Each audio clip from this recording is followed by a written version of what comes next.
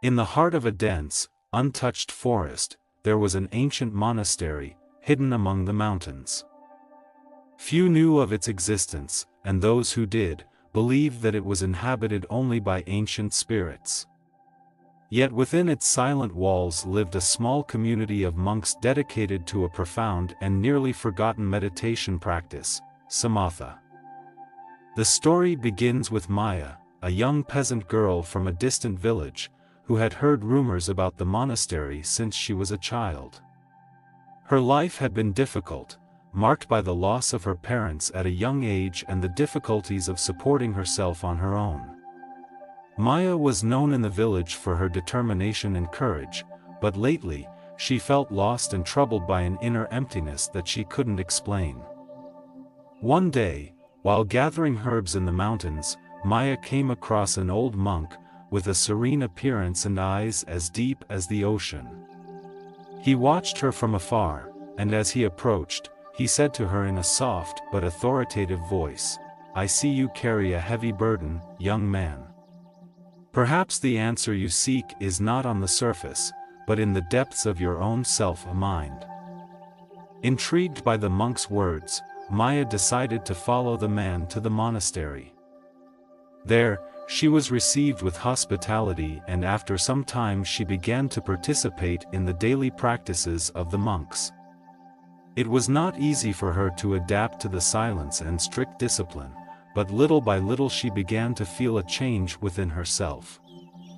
The practice of Samatha, taught to him by the old monk, was simple in appearance, but it required a concentration that Maya had never experienced. Every day, she sat in a comfortable position, focused on her breathing and tried to calm her mind.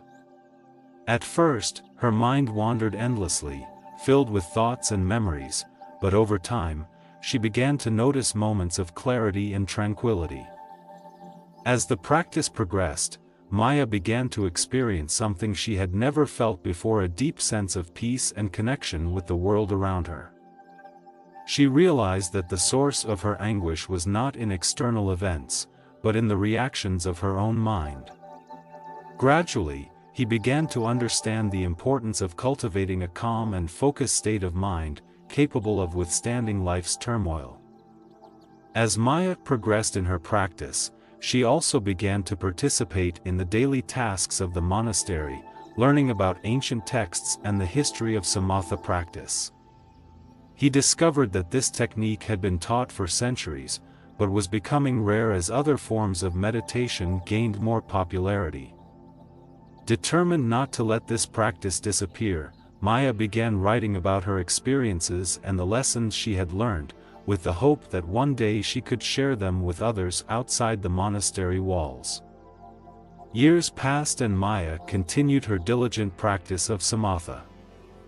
The emptiness that once tormented her disappeared, replaced by a deep understanding of herself and the world. When she felt she was ready, she decided to leave the monastery and return to her village. It was not to teach or preach, but to live a simple life, guided by the tranquility he had found. Maya's story didn't end there.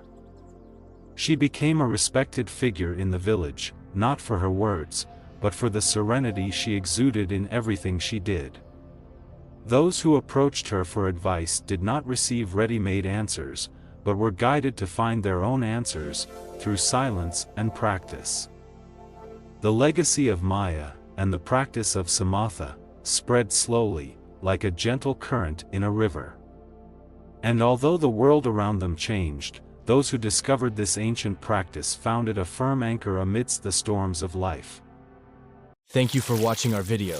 Don't forget to like and subscribe to the channel so we can continue to bring more videos and stories like this.